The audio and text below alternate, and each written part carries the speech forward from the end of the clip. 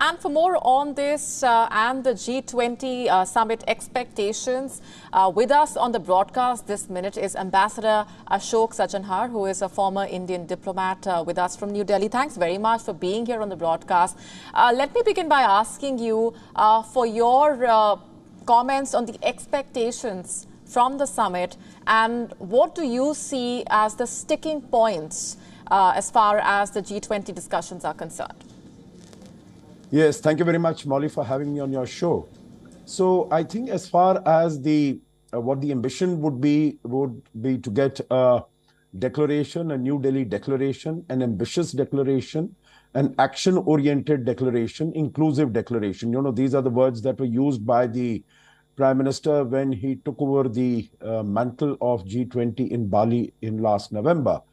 And we can see that since the presidency, G20 presidency, devolved upon India on the 1st of December last year, there has been hectic activity, frenetic activity. And I think all these elements we can have a look at, we can go through. You know, the discussions have been inclusive because, you know, India was able to organize this Voice of the Global South Summit right at the beginning, so that the concerns, anxieties, aspirations of developing countries could also be brought on board and their voice could also be heard at the table. So I think definitely inclusivity has also been introduced by taking this, you know, all the meetings, about 200 meetings to more than 60 cities within the country. So, you know, this concept of Jan Bhagidari, that has been there. And I think across the board, whether it is the challenges that the world is facing today as a result, you know, lingering impact of COVID-19 or the impact of the Russia-Ukraine conflict, the shortages of food, fertilizer, fuel, etc. So I think we have had discussion and very ambitious agenda and decisions have been taken. But as Vikram was speaking to Sherpa Amitabh Kant, and he mentioned, he asked, you know, this whole issue of the Russia-Ukraine conflict and how do you peg it, where do you position it? Because you would recall that when the foreign minister meeting of the G20 was held, what External Affairs Minister at that time had said is that there is total agreement on all substantive issues dealing with development and growth. The only aspect on which there was no consensus was the issue of the political issue, not the economic impact of the Russia-Ukraine conflict, but the political issue of the Ukraine conflict. And I'm sure our negotiators at every level are burning the midnight oil, and that we would be able to see, you know, a positive result and a positive outcome before the end of the summit on the 10th of September. Molly. Right, and what about China? How do you assess Beijing's positioning and the message that it has been sending out ahead of the G20 summit?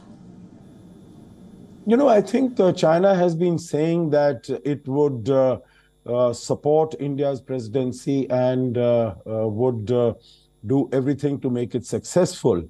Now, I know, you know, from whatever has appeared in the press that there have been issues on which they have created some bottlenecks, some obstacles. For instance, the whole issue of the use of Devanagari script as far as the theme of the conference of this, you know, whole presidency, that is Vasudhaiva Kutumbakam, is concerned. They've had objection on that also. But I think, as I mentioned at the foreign ministers meeting, also at the finance ministers and the central bank governors meeting, on substantive issues, there has been, by and large, there has been agreement.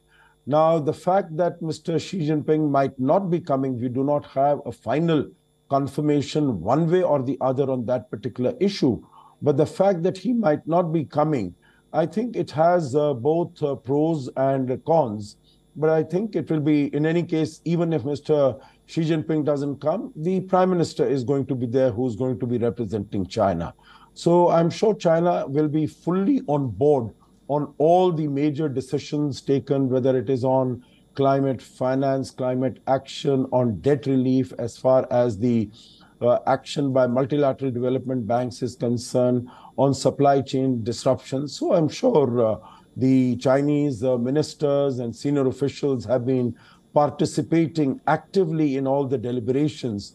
So at the end of the day, I would not see whether Mr. Xi Jinping comes or he doesn't come.